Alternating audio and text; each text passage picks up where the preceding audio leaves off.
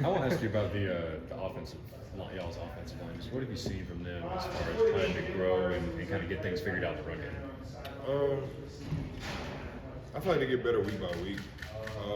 It's kind of hard. Like if you go back and look from what Missouri did this past week, they kind of shook the house on us a little bit. So it's kind of hard to block 8 and 5.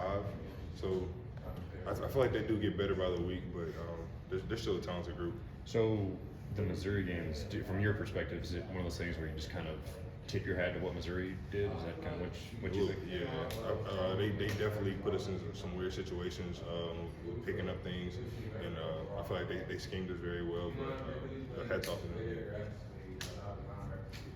Was it more what they did versus how you performed? As Kirby talked about after the game, some guys just got whipped, and then other times when you were watching the film, you're like, well, there's a guy, one more guy than they have. So after you went back and watched it, what did you see? After I went back and watched, it was literally we got out schemed in some aspects a little bit. That's what we came in and talked about at halftime. It was just like we got to go back, we got to go out and run the ball. We have to find that identity again in the second half, and that's what we went out and did. We just kept fighting the whole second half, and you see what the outcome was when we finished. What was the mentality on those last two drives? From defense or offense? Offense. Honestly, just trying to get the ball in the end zone, trying to score. From the defense, 3 and out, get the offensive ball back. I know I told every offensive lineman that from me personally, I was like, we're gonna get y'all the ball back in 3 to 4 plays, and y'all go back and score. So we did, and we scored, and was able to shut the game out. Chris Smith talks all the time about going to the doctor, fixing things. What can you all do as a defense to try to, go to the doctor after this tough performance? Literally just fix some things that we may have busted on, fix some covers we may have played wrong, some runs we may have faded wrong. Just literally just go back and find out things that teams might copycat on, and we can improve on and build on for the next week. How's Jalen doing emotionally? Obviously, this was a big year for him, and first there's the ankle, now there was the knee, and how are you guys responding to that as a D-line room? When you kind of star a dude out? He's still in great spirits. He's still the guy that walks around laughing, having fun. So when you see that from a guy that possibly kind of got some time taken away from a game, he's taking it very well. He's still in a great mindset, great headspace. What's the biggest adjustments though the rest of the linemen have to make now with him out of the line? I don't think it's a big adjustment. We just got to go play. We got to go. One guy may have to play a little bit more than he's been used to, but that's nothing we can't. Now, one of those guys I think you're talking about is probably Bear. We've seen him get, especially last week, a lot more reps. Kind of what's he bringing? How quickly is he learning? He's learning very fast. Still a freshman a little bit, but he definitely has time to learn. When he knows what he's doing, and he can be as disruptive as Jalen is sometimes. So when he finds out the defense and learns the defense a little bit more, he's going to be really good. Schematically, does Jalen being out change where any of you guys line up? Like, do you slide inside with Tyrion, or is it just you kind of put in Bear and Nas and roll with him? No, we just plug in different guys, next man up. That's just kind of the thing that the defense and the team as a whole kind of has adopted. When one guy goes down, the next guy got to be ready to play. How confident are you in this group being able to do that without the kind of playmaker that you? I'm still confident in every guy in my room, from me to Warren to Bear to Nas, Bill, Tyrion, all those guys. I'm confident in everybody.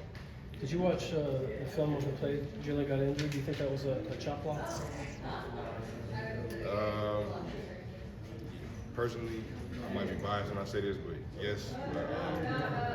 We can't really go back and do anything about it now. It's kind of things we can't really control. So we just got to keep playing. How as players, defensive linemen, can you prepare yourself to be chop blocked, to be cut like that? Anything at all y'all can do in preparation? Just stay attached to the guy that you're shaded on, the guy that you're head up on. Just play down the line. It's kind of one of those things that kind of happen, I feel like it was a dirty play a little bit, but you can't control it. So. We saw Tyke Smith around the ball a lot. Can you kind of assess Tyke Smith's? He got his first start, and he seemed to be everywhere. Oh yeah, he's a ball hog, man. Before Taki messed his knee up, like we seen flashes of it. The first when he got here last year, before he got hurt with his foot. Man, he loves to be around the ball. He's a guy that punches the ball out. He gets turnovers. So it was great to see him in that starting position. We also saw Dumas Johnson kind of, he's only 5 games into as a starter, but he was talking some guys up, seemed to kind of grow up before our eyes. But he also missed on some big tackles. Right. Well, when we go back and watch his film and being on the sideline, what can you tell us about Dumas Johnson? He's a big time leader. I think Coach Shue prepares his guys in that room to be those leaders when it's time when it's that time. So I think that was just his time to speak up and really be vocal, and I think he took it and ran with it. What do you say? I wasn't around him, so I don't know. I was not around him when he made that comment, so I really don't know. What does it say about a guy that's a sophomore just like that, already doing that? You know, as he mentioned, 5 games in this group. What does that say about, you know, this team? A lot of people have said, you know, maybe they don't have as many leaders as they did last year, but they got a sophomore doing that. What does that say to you? It just goes to show like the way we prepared, like the way that we're coached, the way like it's a player-led team. Like even like in our workouts yesterday, we had the coaches leave and we sat down as a team. We're like, hey, we got some stuff to fix before we go into this next week. So we just gotta keep putting our best foot forward. Is that kind of like everybody knew y'all were going to be younger this year, then you come out of the gates like no drop off? Is the last 2 weeks a little bit kind of a reminder about reality? No, I still feel like we have everything in front of us. I mean, when you go back and actually look at the game, we really only lost on 2 plays. I think it was the end around and then the big play that Malachi stopped him on the goal line. I think everything else was field goals. So I feel like we beat ourselves in aspects of the game. But did in any way the way y'all started, like lull anybody in thinking, No, I trust my guys and I believe in my guys. We're gonna fight to the end. We're gonna fight to that last zero on the scoreboard. So no doubt came over me there in that game. What stands out about Tank Bigsby when you watch film? Tank, he's an explosive runner. He likes to hit it downhill. He can't make you miss. So we just gotta wrap him up and be ready to play. What do you think this team learned about itself? Big night game, road environment, you guys were down. What do you think this team learned about itself in a game like that? Say that one more time. What do you think this team learned about itself facing some real adversity like you did this last Saturday? It brought us closer together, man. We really showed that like we can when we're down, we can count on our guys, count on the guys beside us. I said it after at the press conference after the game. Every guy that crossed that line on Saturday was a leader.